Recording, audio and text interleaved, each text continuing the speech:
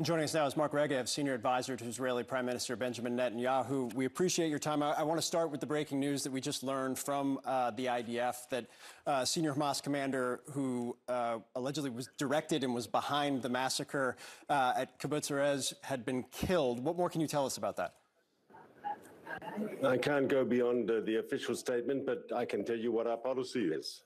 That all the people involved in the massacre of our people, all the people involved in the terrible atrocities of September 7th, when they stormed the border, they slaughtered our people, they raped, they beheaded, they burnt people alive so badly we still can't identify some of the bodies. Anyone involved in those atrocities, we will find them, we will punish them, and anyone involved whatsoever, we will take them out. As part of the ongoing ground operation, the airstrikes, or is there a separate assassination effort program underway? I can't go into specific details precisely because the operation is still ongoing and I don't want to give any information to our enemy. Hamas is a fanatical and brutal enemy. We've seen that in their behavior. We see that in the way they conduct themselves. We see that in the way they're holding, 238 hostages.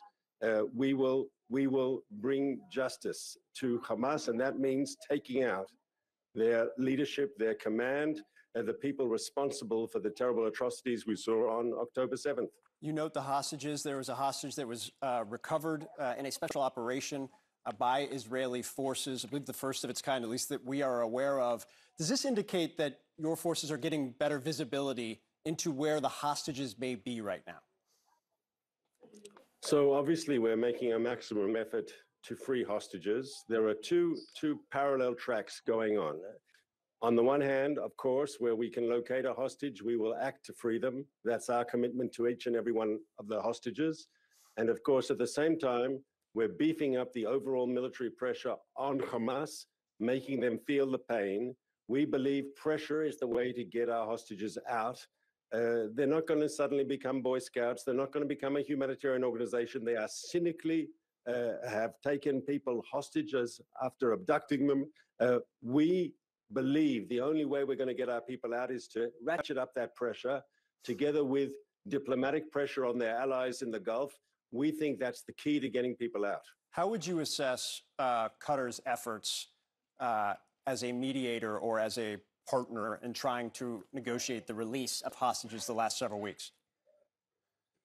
Well, so far we've got 4 out.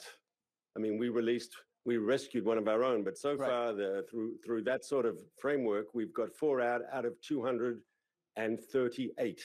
So they should be doing more? That number could be higher. We don't know. Let's just say this. If they want to say they're doing a good job, I think the proof of the pudding remains to be in the eating, and we have to see what happens. I want to ask, there's been a lot of discussion about humanitarian aid, the availability of humanitarian aid from U.S. officials, especially. We had the United Nations Office for the Coordination of Humanitarian Affairs yesterday at the UN called for the opening of a different border crossing, Kerem Shalom, which has been closed, saying that would significantly affect the ability to send trucks through. That has been closed. Is that something that Israel would consider? The truth is, the Rafah closing, we're expediting the massive increase from that crossing.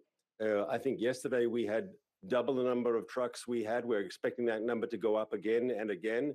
So we've got a network that is working, and we now have to just put in more trucks through that network. And Israel is willing for that to happen. And it works well from that particular crossing point because the safe zone that we're suggesting that the internally displaced Palestinian civilians go to is precisely by there. It's in the southern end of the Gaza Strip, right near the Rafah crossing, close to the coast. That's the goal, and we're working with the international community to make that happen.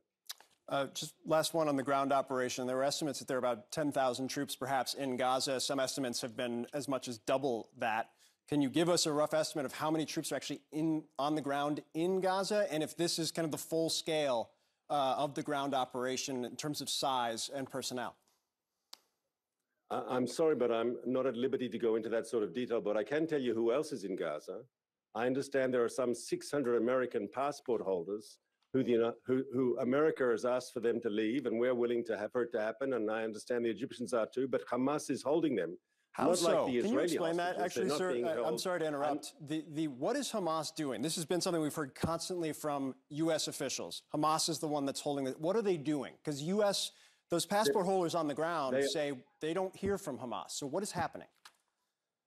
It's clear that Hamas is preventing them leaving. The Hamas controls the Gaza side of the Rafah crossing, and no one can leave Gaza without without Hamas's permission.